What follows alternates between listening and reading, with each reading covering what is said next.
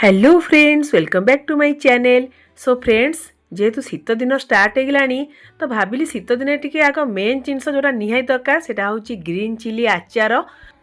तो ये green chilli आचारटा करवा यहाँ बिना राग वाला मु लंकाटा नहीं एत राग लगे हल्का से टी लाइट राग रही तो जोटा कि समस्ते मैंने खाईपर जो मैंने राग भी न खाऊे से भी खाईपर।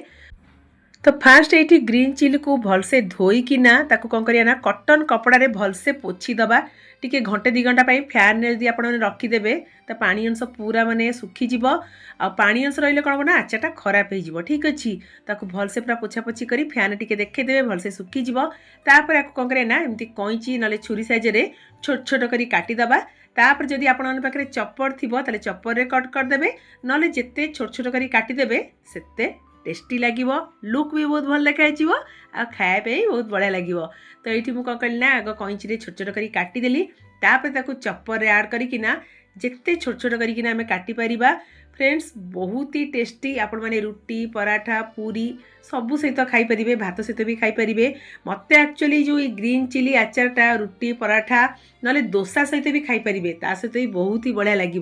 तो गोटे थर निहाती ट्राए करूँ बहुत ही बढ़िया लगे। तो ये चपर पूरा बहुत बढ़िया से चॉप करदेली।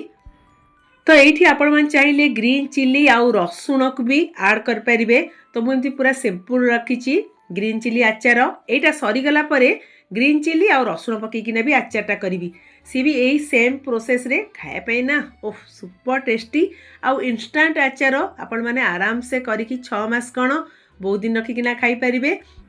तो मोर 6 मास कौन मसे भितर ही खत्म हो मत एत बढ़िया लगे। तो ग्रीन चिली सहित आपड़ी रसुण भी एमती चॉप कर काटिकिना ऐड करदेवे से रसुण फ्लेवरटा भी आहरी बहुत बढ़िया लगे। तो ये आमर बहुत बढ़िया से ग्रीन चिली गुड़ा चपर चॉप हो गला। एबे चलतु ये आचार पे गोटे मसलाटे रेडी करना जोटा कि बहुत बहुत इंपोर्टेंट।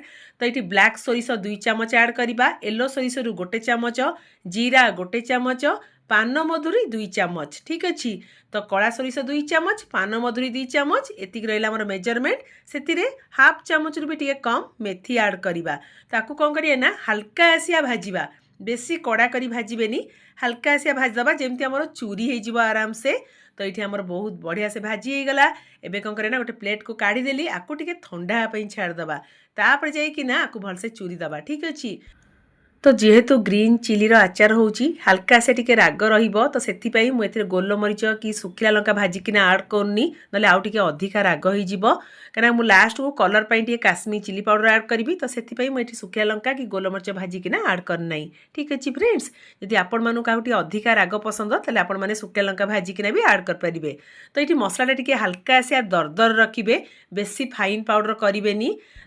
तो आचार रे आमर मेन जिनस हूँ सोरिष तेल। तो ये सोरिष तेलटा को बहुत बढ़िया से फुटई दबा जमी पूरा धुआं बाहरी आसो जमी तार स्मेलटा पूरा पलैब ये टाइम बेले गैस बंद करदबा आ तेलटा को ठंडा होगापी छाड़दबा ठीक अच्छे। गरम तेल टोटाली ऐड करें तेलटा भलसे ठंडा हो गला एथिरे मु आचार को कलर देवाई काश्मीर चिली पाउडर हल्दी पाउडर आउ हेंगू ठीक अच्छे ये 3टा मसला पाउडर आमर पड़गला। एथिरे आमे ऐड करवा कला जीरा।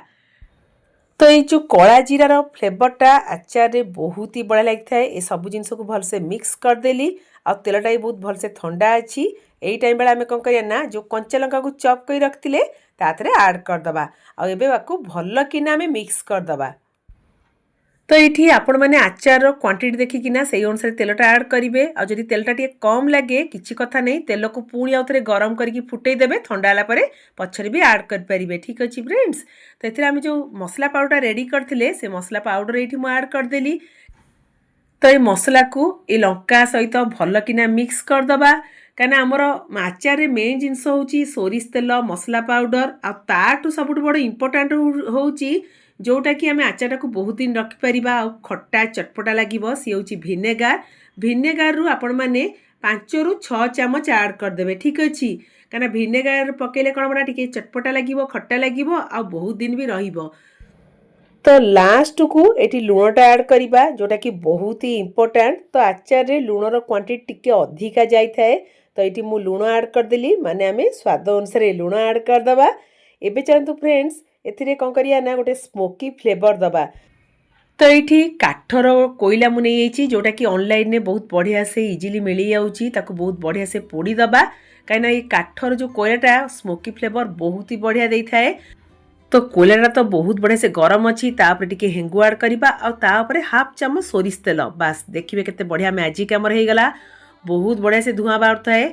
एबे कौन करे ना गोटे काचर पूरा सफा कर रखिए पूरा गोटे बोतल तारे घोड़े देवे देखिए बोतल भितर बहुत बढ़िया से माने स्मोकी फ्लेवर पूरा पलि आसो सांगे सांगे आम को आचार ता भर भर्ती करार अच्छी जमी आचार भितर पूरा स्मोकी फ्लेवरटा रही खायापाई बहुत ही बढ़िया लगे। जदि एमती काच बोतल में आपण मैंने स्मोकी फ्लेवर देदेवे देखिए आचारटा बहुत दिन भी रहिबो। बेले बेले कौन हुए ना आचारटा फिंपी मारी जाए बेसी दिन जाएनी एमती स्मोकी फ्लेवर देदेवे। जदि कोईला नथिबो किछि कथा नहीं डालचीनी को भी पोड़िकी ना आपण मैंने एमती स्मोकी फ्लेवर भी दे पारिबे ठीक अच्छी। तो ये आचार को 3 दिन टे खरा देखईदबा तापर आपण मैंने एमती बाहर रखिपारे फ्रिज रखा दरकार नहीं। तो मु तो रुटी पराठा सहित बहुत बढ़िया से एंजॉय करी आपण मैंने निहाती ट्राए करेंगे आ केमती लगे मत जनइबे ठीक अच्छी। तो रही से ta ta bye bye love you all bye bye.